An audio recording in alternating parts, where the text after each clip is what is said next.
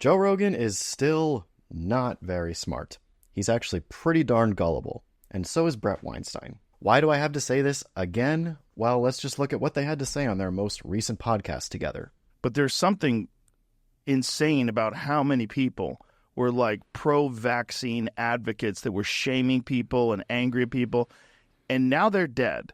And they're not dead because they ran their time and they got old and they died and, it's unfortunate, but it happens to all. No, they're dead young, like a lot of people. Not one, not 20. We don't even know what the real numbers are because it's not something the mainstream media covers because they've all been vaccinated too, and they're probably freaking the fuck out too. What Joe is saying here is false. It's pretty much him just looking at his social media feed and thinking that that's what the world looks like. But I'll get there a little bit later. For now, I just want to make it really clear that this idea that vaccines are making people drop dead is completely false and actually has been very well tested. You would think that talking to someone with a PhD like Bret Weinstein, he might correct Joe on this. If you think he did, you'd be disappointed. Yeah, it's a huge number of people. We can detect that statistically. The rate at which it's happening has changed radically. Exactly. And the very people who say, oh, that's not the vaccine, are very uninterested in figuring out what it is. There is no increased rate of death among the vaccinated compared to unvaccinated people.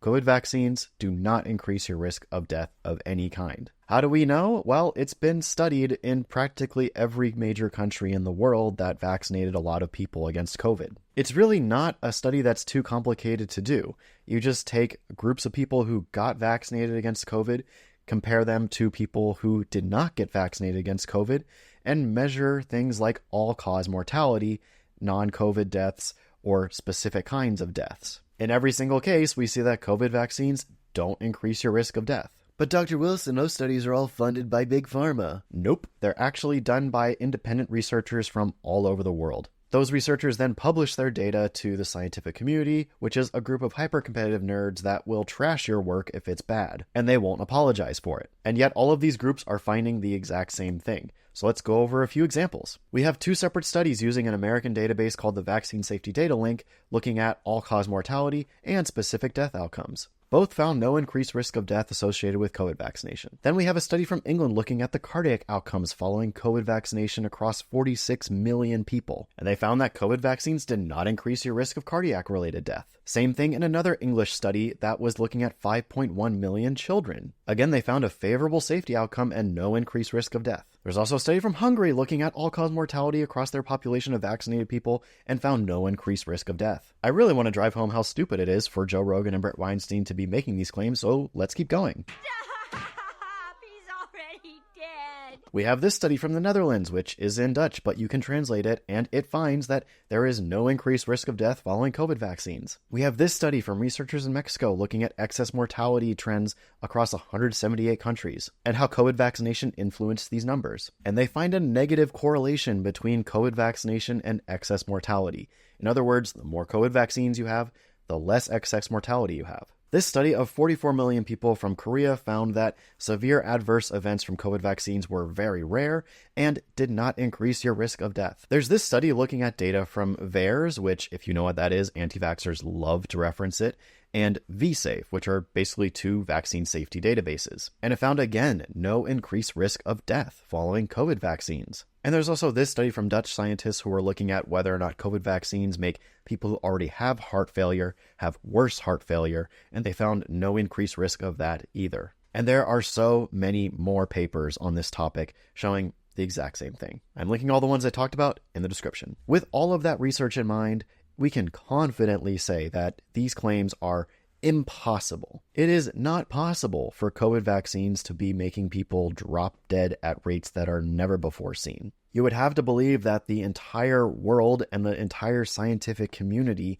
are in on some big conspiracy to hide the truth. I mean, Bret Weinstein does actually believe that. I don't think Joe has thought that through, but either way, reasonable people know that that is absolutely ridiculous and is not a realistic view of the world. So why is Joe saying this? What made Bret Weinstein say this? The rate at which it's happening has changed radically. Exactly. And what's making people like Robert F. Kennedy Jr. say this, which, as of recording this video, he said just over a week ago? It's all lies. There are a lot of social media accounts online that spend a lot of time scrubbing through obituaries, people who recently died, and then cross-referencing their names to social media pages. And if they see that that person had some banner on their profile picture or statements on their page about getting the COVID vaccine, they then take that obituary, show it to their social media feed and say, hey, look, this person passed away and it was the COVID vaccine. No evidence that that's why they passed is offered up. It's just that. They just show that someone died and they say that it's the COVID vaccine. It's sick. And a lot of families have had to try to submit cease and desists for their loved ones who are now being used by people on social media to just lie to make money. And Joe Rogan is just scrolling his social media page and seeing this and thinking that the rates are somehow increased. Brett should know better, and he almost gets there when he said this. The trouble is that it's hard in any individual case to know whether or not you're looking at something that would have happened anyway. But after taking one small step forward, he immediately takes 10 steps back and says that the rates have increased, which they have not. I guarantee you that Brett Weinstein, if pressed on this, could not show you one piece of credible research showing that this rate has increased, as he claims.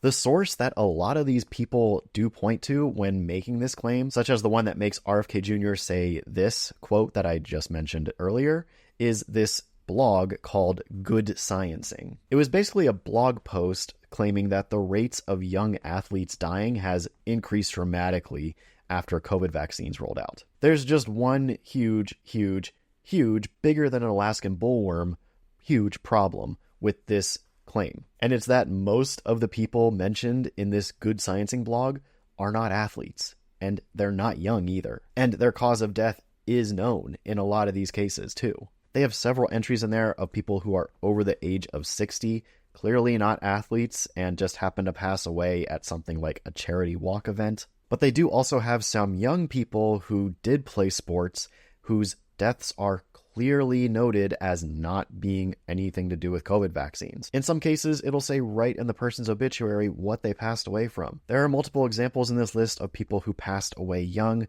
because they were taken by fentanyl use. Again, it'll clearly say so right in their obituaries or even in news posts about the person. But these Good Sciencing people include them in their numbers anyway, and then people like Robert F. Kennedy Jr., Peter McCullough, William Macus all repeat this with no regard to what the actual truth is or what the families actually experienced. When actual researchers look into this and do an actual study, this is what you get. This was a 20-year study into the rates of sudden cardiac deaths in the National Collegiate Athletic Association. The dates for this study were 2002 to 2022, which included the COVID vaccine rollout. And what did they find? They found that the rates of sudden cardiac death in college-age athletes decreased during this time. And yet these people still just lie. These people who make it their job to find these unfortunate deaths and use them to make money online just keep lying about it. And Joe Rogan, in his Ambien and alpha brain fueled haze of scrolling social media, sees this stuff